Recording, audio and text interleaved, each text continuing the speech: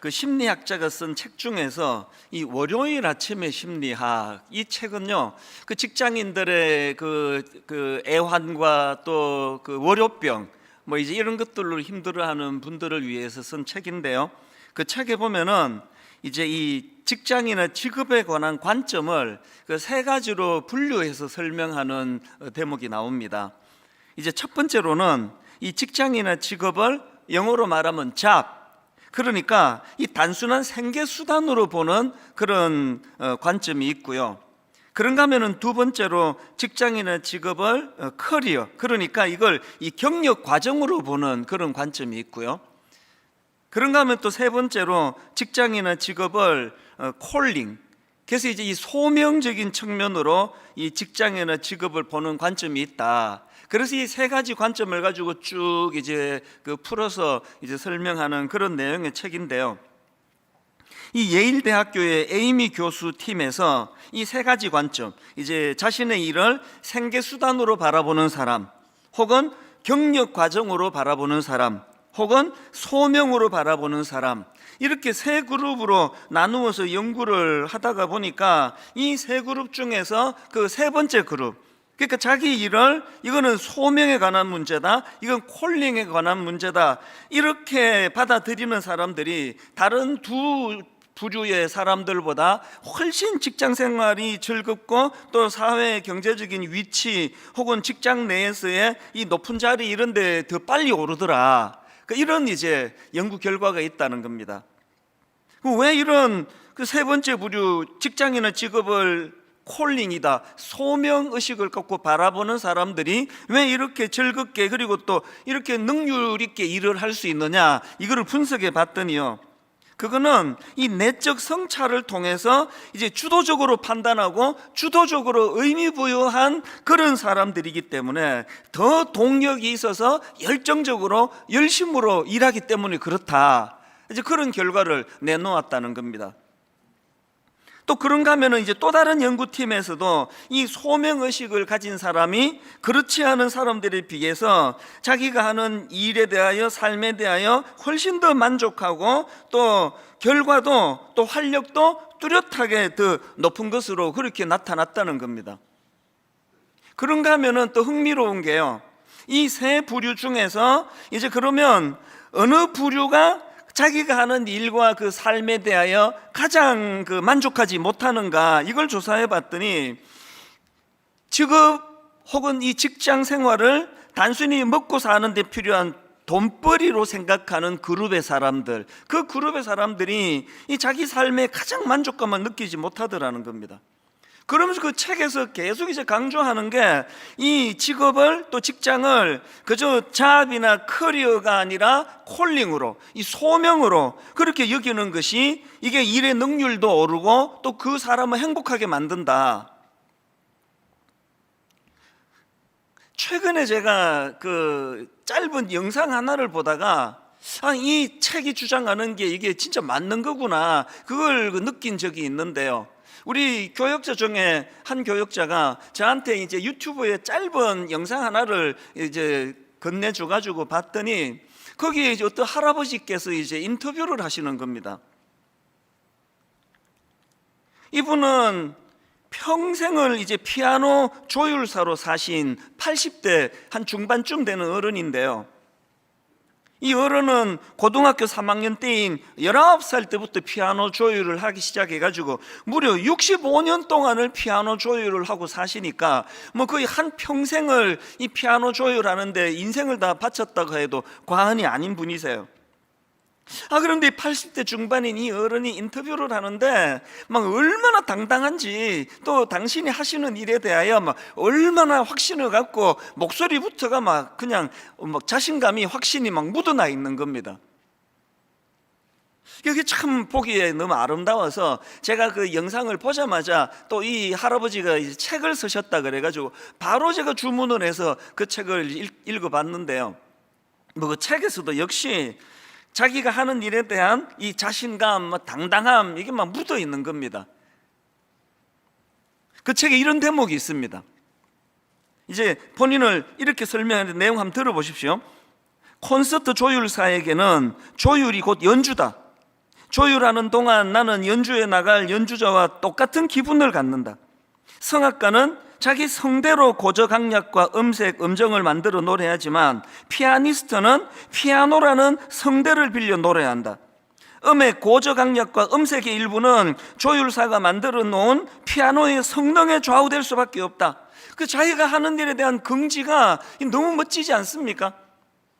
이걸 만에 하나라도 이걸 자기 스스로 내 자신을 못한다면요, 아니 뭐 피아니스트가 주인공이지, 그럼 수많은 관객을 몰고 오는 피아니스트가 주인공이고 멋진 거지, 나야 뭐 아무도 없는데 저 피아노만 만지고 있는 나 같은 게 뭐가 쓸모가 있겠냐고 그렇게 자기를 자리매김한다면은 이런 당당함이 나올 수 없거든요. 뭐라고 이야기합니까? 콘서트에 이 조율사에게는 이 조율하는 게 이게 연주다. 아니 내가 조율을 잘 못하면은 그 피아니스트가 어떻게 피아노를 칠 수 있겠냐고.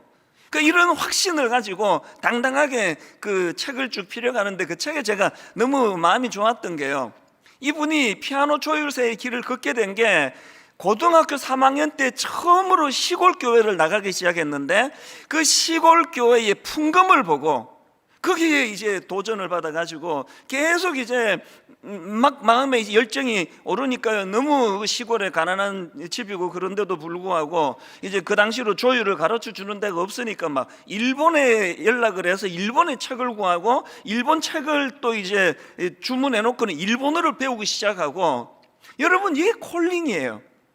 아무리 어린 나이의 학생이라 할지라도 이게 내게 맡겨준 사명이다. 교회에서, 시골 교회에서 이런 꿈을 연걸어 가게 됐다는 그거를 보면서 제 마음에 너무 좋더라고요. 이게 교회지.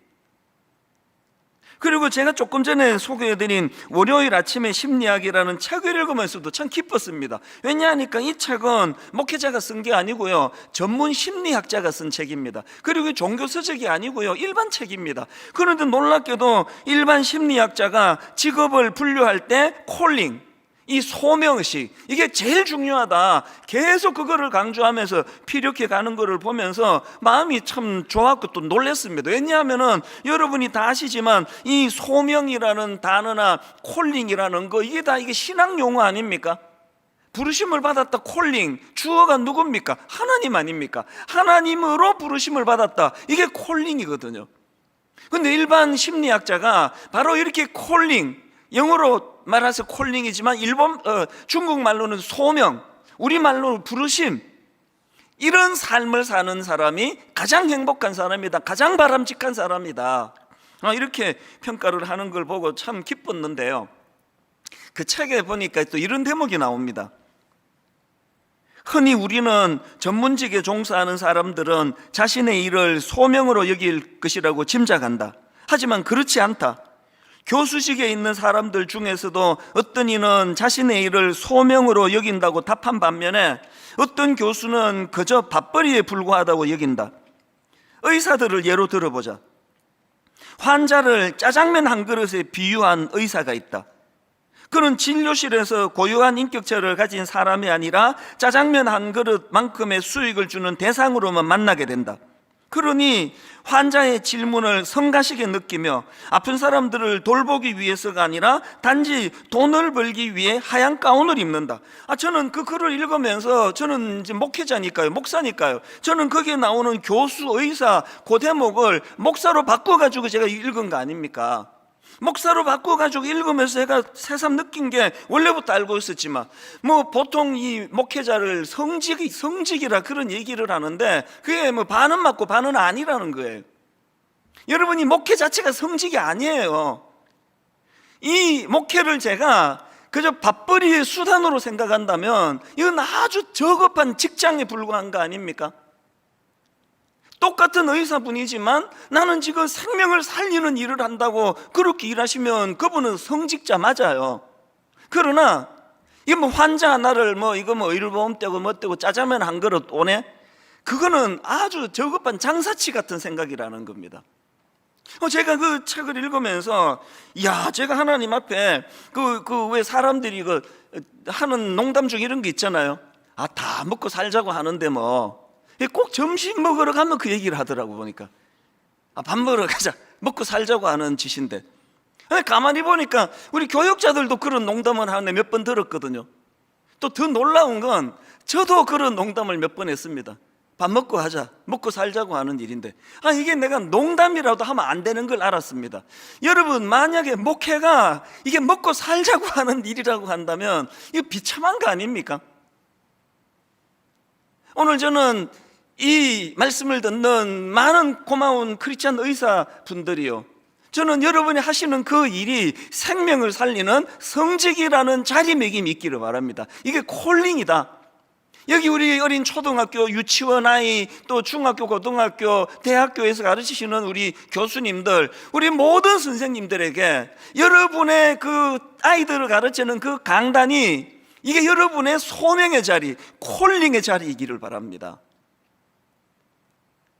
오늘 설교를 제가 왜 이렇게 시작을 하는가 하면요, 지금 우리가 예수님의 12제자를 부르시는 장면을 살펴보고 있지 않습니까? 그리고 오늘 본문은 이제 12명의 제자 명단이 쭉 열거되는 그 본문인데요, 저는 오늘 이 본문을 방금 설명드린 이 소명, 이 콜링 차원으로 본문을 바라볼 수 있다고 생각합니다. 마가가 또 그런 방식으로 지금 서술을 하고 있습니다. 자, 마가복음 3장 14절을 세 번역을 한번 보십시오. 예수께서 12를 세우시고 그들을 또한 사도라고 이름하셨다. 지금 마가가 뭘 강조하는 겁니까? 여기 나와 있는 이 사도는 사전적 의미로 풀이하면 보냄받은 자라는 뜻입니다. 이거 왜 여기다가 부연을 하겠습니까? 보통 우리가 예수님이 세우신 12제자를 12사도라 그러지 않습니까? 사도가 뭐라고요? 보냄을 받은 자라는 겁니다. 그러니까 부름을 받은 자가 보냄을 받는 거거든요. 이게 콜링입니다. 콜링. 그래서 저는 오늘 딱 16절 한 절만 가지고 이제 이 말씀을 이제 풀어가려고 하는데요, 제가 이 16절을 읽으면서 이 짧은 한마디 속에 많은 의미들을 제가 찾아내고 참 마음이 기뻤습니다. 16절을 보십시오. 이 12를 세우셨으니 시몬에게는 베드로란 이름을 더하셨고, 이 16절을 보니까 크게 두 파트로 나누어지네요. 전반부가 이 12를 세우셨으니, 이거는 그 콜링, 이 소명과 관계되는 말씀 아닙니까? 그런가 하면 그 다음 나오는 후반부에 보니까 시몬에게는 베드로란 이름을 더하셨고, 이 부분은 그 콜링에 응하는 소명의식을 가진 자에게 주시는 주님의 배려 아닙니까? 배려. 시몬에게는 베드로란 이름을 더하셨고, 자, 이게 무슨 의미인지를 좀 구체적으로 설명을 드리겠습니다. 자, 첫째, 먼저 이제 전반부를 살펴보기 원하는데요, 이 12를 세우셨으니 이 부분을 좀 살펴보기 원합니다. 보통 이제 예수님이 왜 12명을 뽑으셨지? 왜 12제자여야 해? 이런 질문을 한다면 보편적으로 대부분의 학자들이 이렇게 설명합니다. 그거는 이스라엘 12지파를 상징하기 위해서다. 예수님은 지금 이 12명의 제자들과 더불어서 새 이스라엘, 새로운 믿음의 공동체를 건설해 가시려는 그런 마음을 갖고 계시는데, 그런 맥락에서 이제 이 이스라엘 12지파를 상징하는 12명의 제자를 주님이 세우셨다. 이게 보편적인 설명이거든요. 근데 저는 이 말씀을 묵상을 하면서 이런 일반적인 설명 외에도 여기에 굉장히 많은 메시지가 담겨 있는 것을 발견을 하는 겁니다. 그 중에서도요, 중요한 게 뭡니까? 예수님께서 지금 새 이스라엘 공동체를 세워 가시되, 나는 혼자 다 할 수 있다, 나 전지전능하다, 난 니들 도움 필요 없다, 이게 아니고 그 약하디 약한 12명의 제자들과 함께 이루어 가시는 그 정신, 이게 12명 안에도 녹아 있는 겁니다. 무슨 뜻입니까? 지금 예수님은 구약의 잠언 27장 17절의 정신이 제자들 안에 흐르기를 원합니다. 잠언 27장 17절에 어떤 말씀이 있습니까? 철이 철을 날카롭게 하는 것 같이, 철이 철을 날카롭게 하는 것 같이 사람이 그의 친구의 얼굴을 빛나게 하느니라. 왜 12명이, 왜 복수가, 왜 함께 모여서 공동체를 이루어야 되느냐고요? 그래서 서로가 서로를 섬기고 서로의 약한 걸 보완해가고 서로가 함께 성장하며 철이 철을 날카롭게 하는 그 공동체를 주님이 원하셨다는 거거든요. 인간은요, 그렇게 지원받은 존재예요. 최근에도 그 쥐를 가지고 실험한 그 내용을, 칼럼을 제가 읽은 적이 있는데요.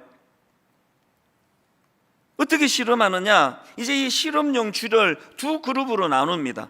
그래서 한 그룹은 이제 혼자 각각의 이제 독방을 만들어서 혼자 지내도록 그렇게 격리를 하고, 그런가 하면은 이제 또 다른 집단은 쥐들이 함께 모여 살도록 이제 그렇게 이제 환경을 조성하고는 모든 쥐들에게 종양 세포를 투입했다는 겁니다. 그리고는 1년 가까이 지난 한 350일 정도가 지난 다음에 조사를 해보니까 이 동료들과 함께 사는 쥐들에게서는 종양이 거의 감지가 되지 않았는데, 격리시켜놓은 홀로 된 쥐들에게는 무려 30% 이상에게서 종양이 감지가 되더라는 겁니다. 그리고 그 다음이 이게 점점 이제 격차가 벌어지는데요. 이제 한 790일, 그러니까 2년 가까운 그런 시간이 지난 후에, 2년이 더 지났네요. 그런 시간이 지난 후에 이제 조사를 해보니까 이렇게 그룹으로 그런 사회적인 관계 속에서 사는 쥐들과는 달리 이 고립된 쥐들에게서 거대한 종양이 관찰이 되더라는 겁니다. 그래서 저는 그런 내용을 다룬 글의 소제목이 근데 잊혀지지가 않아요. 이렇게 돼 있습니다. 격리된 쥐는 암에 취약하다. 격리된 쥐는 암에 취약하다. 여러분, 왜 이런 걸 가지고 실험을 할까요? 인간도 마찬가지이기 때문 아닙니까? 여러분, 격리된 쥐가 암에 취약하다고 하는 그 메시지가 우리에게 뭘 가르쳐 줍니까? 예수님이 12명의 제자들을 아주 유능한 제자 1명, 둘 이렇게 뽑으신 게 아니라 그만한 제자들을 12명을 뽑아서 철이 날카롭게 하듯, 왜 그렇게 하셨냐고요? 인간은 그렇게 지원받은 존재입니다. 그래서 여러분, 신앙생활에서는요, 독불장군이 없습니다. 독불장군 아시죠? 무슨 일이든지 자기 생각대로 혼자서 처리하는 사람, 신앙생활에는 독불장군이 없습니다.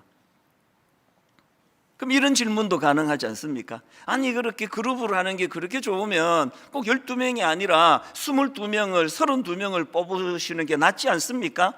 예수님이 생각하는 소그룹은, 저는 이런 생각을 혼자 해보는 겁니다. 왜 12명이, 왜 13명이 아니라, 왜 22명이 아니라, 왜 32명이 아니라 12명인가? 12명이라는 이 소그룹의 숫자를 넘어서면은 소외감을 생기는 사람, 낙오가 되는 사람. 그래서 제자 훈련도요, 가장 기본적으로 10명에서 12명을 바탕으로 제자 훈련을 1년간 그렇게 진행하고 있는 거 아닙니까? 예수 믿는 크리스찬이라면 이 소그룹의 중요성을 인식하셔야 됩니다. 그래서 함께 같이 마음을 나누고 함께 기도 제목을 나누고, 게다가 여기서 한 가지, 제가 오늘 이 본문을 묵상하다가 새삼 놀랐던 게 뭐냐 하면은, 예수님이요, 이 12명의 그 일꾼들을 부르시는데 너무나 다른 사람이에요. 어떤 제자는 그저 조용하고 또 차분하게 일하는가 하면, 또 어떤 제자는 막 우레의 아들이라는 별명이 있을 정도로 막 다혈질이고 급하고 이런 이질적인 사람들을 모아놓는데요, 저는 이 이질적인 요소의 백미가 18절에 있다고 생각합니다. 오늘 본문 18절에 제가 다르게 표시한 이 두 사람을 한번 주목해 보십시오.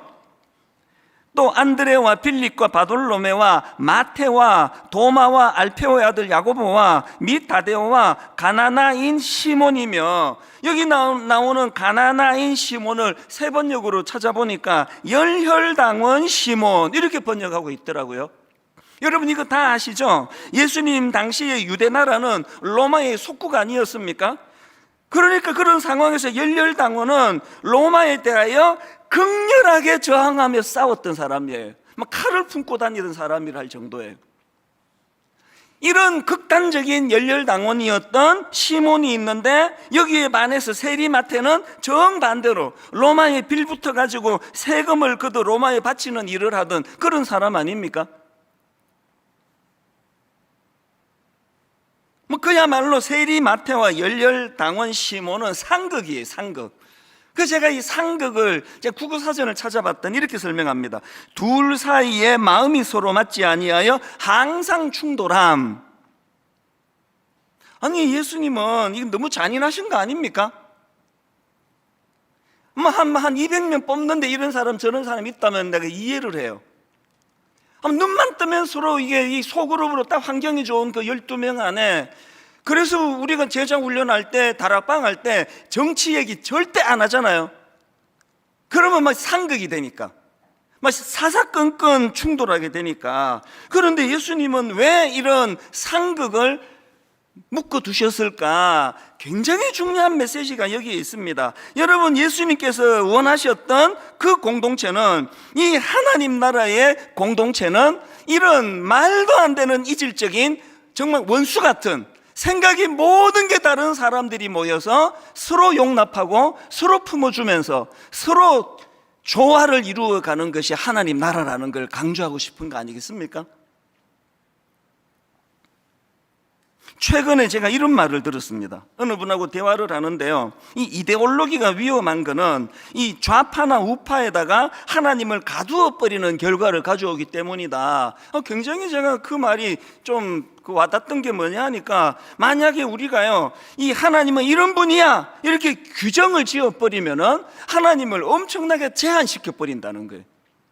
어떤 이데올로기로 이 우파적인 생각, 좌파적인 생각으로 하나님을 바라보면 하나님의 그 폭넓으신 시몬도 품어주시고 열렬당원 시몬도 품어주시고, 그런가 하면은 또 그 악한 세리 마태도 품어주시는 그 주님의 폭넓음이 이 제한을 받을 위험이 있다는 거거든요.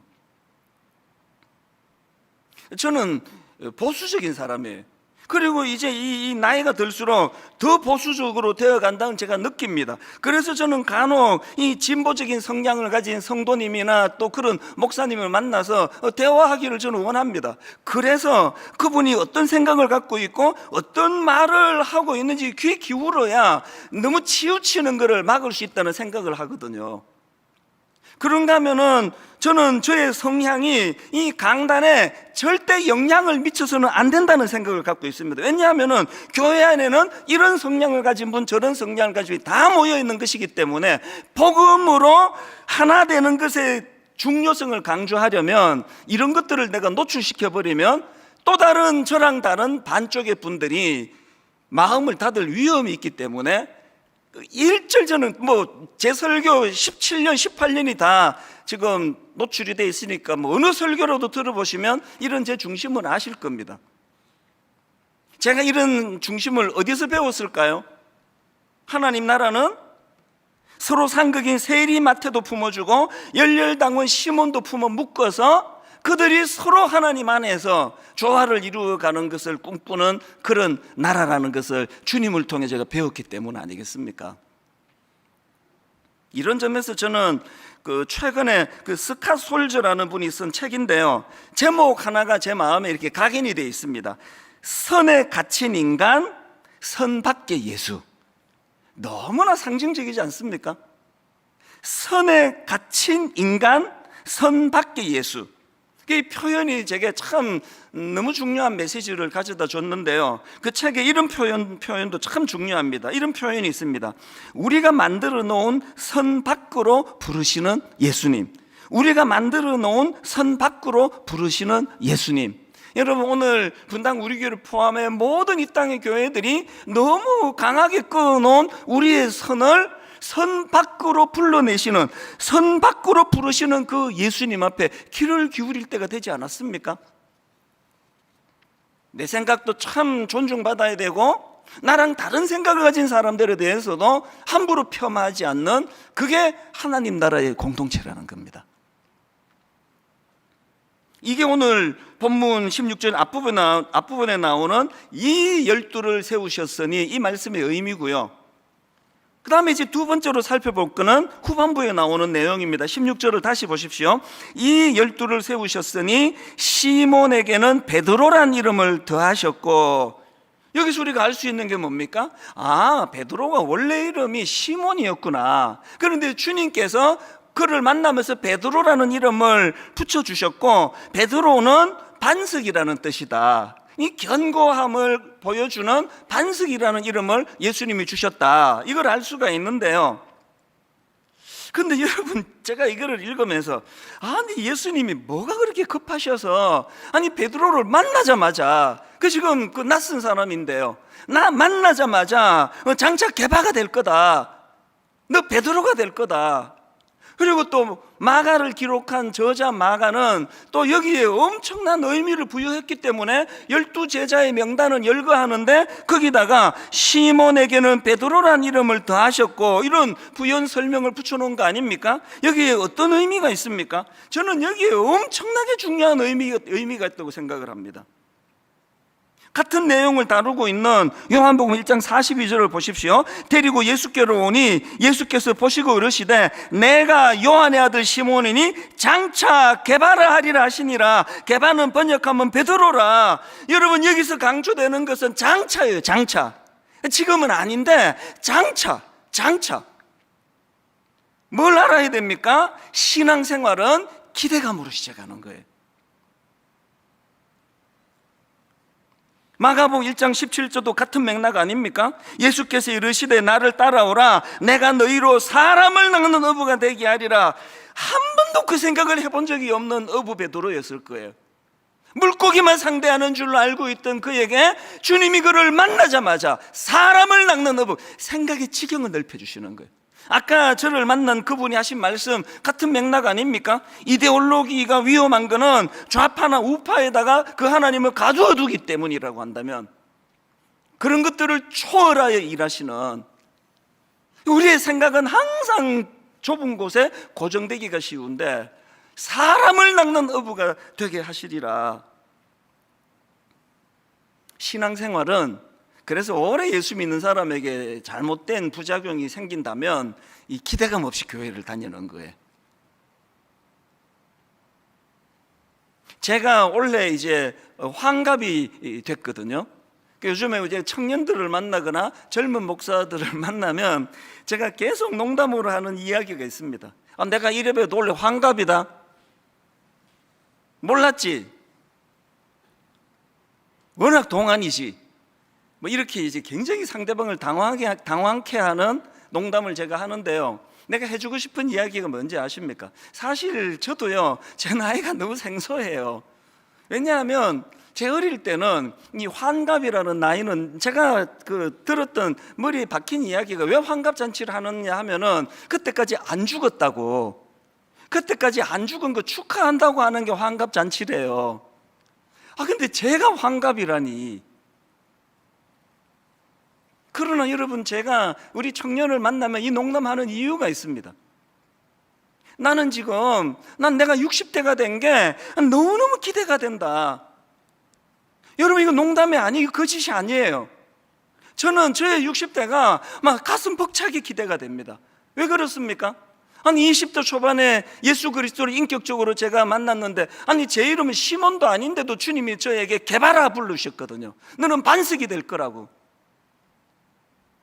그리고 그 기대감을 가지고 20대를 준비했더니 세상의 30대에 그 사랑의 교회에서 만났던 수많은 내 제자들은요, 제 은인이에요. 저를 살게 한 사람이에요. 이 저같이 보잘것없는 시시한 지도자를 너무나 존중해주는 수많은 제자들 때문에 항상 나는 그 제자들이 지금 마음으로 내 은인이라는 생각을 합니다. 그렇게 황홀한 30대, 기대감에 넘치는 30대를 보냈고, 40대에 분당 우리교회를 개척해가지고 상상할 수 없는 그 개바가 되리라는 은혜를 누리고 살았고, 그런가 하면은 저희 50대는 나 같은 게 꿈도 꾸지 못하는 1만 성도 파송 운동이라고 하는, 또 그 할머니의 그 놀라운 헌신으로 말미암아 가평 우리 마을이라고 하는, 너무 가슴 벅찬, 그래서 힘들기도 했지만, 저희 60대는요 요즘에 계속 내 마음으로 묵상되는 게 하나 있습니다. 울며 씨를 뿌린 자는 기쁨으로 단을 거두리로다. 60대는 그 단을 거둘 때 아닙니까? 어떻게 저희 60대가 이제 늙어간다, 피부 쭈글쭈글하다, 흰머리 는다, 우울하다, 이렇게 가지를 못하는 거예요. 여러분, 이게 신앙생활하는 성도님들에게, 모든 성도님들에게 공통된 꿈이라고 생각합니다.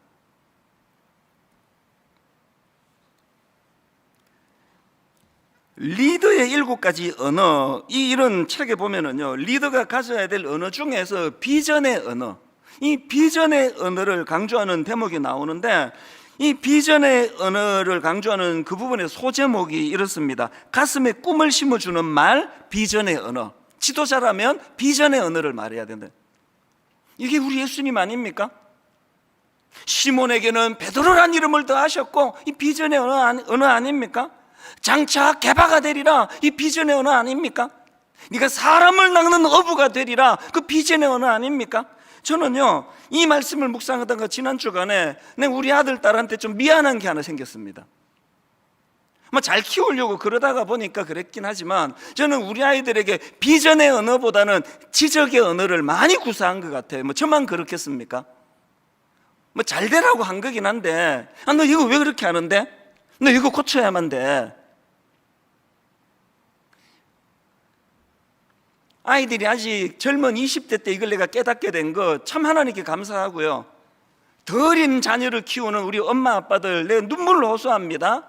여러분, 지적의 언어로는 자녀가 변화되지 않습니다. 비전의 언어예요. 제자들을 보면 얼마나 더디 성장하는 제자 사람들입니까? 오죽하면 마태복음 15장 16절, 예수께서 가라사대 너희도 아직까지 깨달음이 없느냐? 마태복음 16장 9절에서도 너희가 아직도 깨닫지 못하느냐? 심지어는 부활하신 이후에도 같은 지적을 받습니다. 누가복음 24장 25절, 이르시되 미련하고 선지자들이 말한 모든 것을 마음에 더디 믿는 자들이요. 여러분, 놀라운 건요, 예수님이 이렇게 그들의 약점을 지적해 주시는데요, 제자들이 상처를 안 받아요. 그 말 듣고 상처받았다, 나 이제 제자 안 할란다, 떠날란다, 그런 사람이 없습니다. 왜 그런지 아십니까? 주님의 말씀의 바탕에는 항상 지금은 시몬이지만 장차 개바가 될 것이다, 이 비전을 품고 제자들을 다스리기 때문에 그런 거거든요. 저는 이번에 이 설교를 준비하다가 이렇게 마음이 이렇게 좀 싸한 아픔을 경험하면 이 베드로를 생각하면서 그게 참 마음에 아픔이 된 그런 말씀이 하나 있는데요. 누가복음 22장 31절 32절입니다. 시몬아, 베드로를 두고 하는 얘기 아닙니까? 시몬아 시몬아, 보라, 사탄이 너희를 밀가부르듯 하려고 요구하였으나 그러나 내가 너를 위하여 너의 믿음이 떨어지지 않기를 기도하였노니 너는 돌이킨 후에 너의 형제를 굳게 하라. 여러분, 이 말씀이요, 언제 나온 말씀인지 아십니까? 십자가 지시기 직전에 나온 말씀이에요. 분명히 말씀하셨잖아요. 돌이키라고. 그래야 사명을 감당할 수 있다고 그랬는데, 주님의 이 말씀의 메아리도 끝나기 전에 베드로는 주님을 3번이나 부인해버리는 비참한, 돌이킬 수 없는 자리에 빠지잖아요. 제가 왜 마음이 싸하게 아팠냐면, 제 기억에도 그런 하면 안 되는 실수를 한 기억들이 덕지덕지 제 마음의 기억에 남아 있거든요. 감정이입을 해서 베드로를 생각하니까 너무 불쌍한 거예요. 그렇게 베드로 닭 울기 전에 해서는 안 되는 끔찍한 짓을 저지르고, 이 주님의 말씀이 얼마나 머릿속에 메아리 쳤을까, 제가 상상을 해보는 겁니다. 너는 돌이킨 후에 너의 형제를 굳게 하라. 내가 그렇게 신신당부했는데 나는 주님을 배신해버렸다. 나는 주님을 3번이나 부인해버렸다. 씻을 수 없는 아픔을 가지고 무너질 수밖에 없는 베드로였지만, 저를 눈물 나게 만든 대목이 뭔지 아십니까? 요한복음 21장 15절 맨 끝부분, 여러분 너무나 잘 아시잖아요. 이르시되 내 어린 양을 먹이라. 지금 예수님이 지적의 언어를 쓰셨다면 베드로는 끝이에요. 뭐냐 그게 도대체? 내 경고했잖아, 그렇게 하지 말라고. 어떻게 네가 나한테 이럴 수가 있느냐고. 놀랍게도 예수님은 지적의 언어를 쓰시는 게 아니라 그 순간에도 비전의 언어를 쓰시는 거예요. 내 양을 먹이라.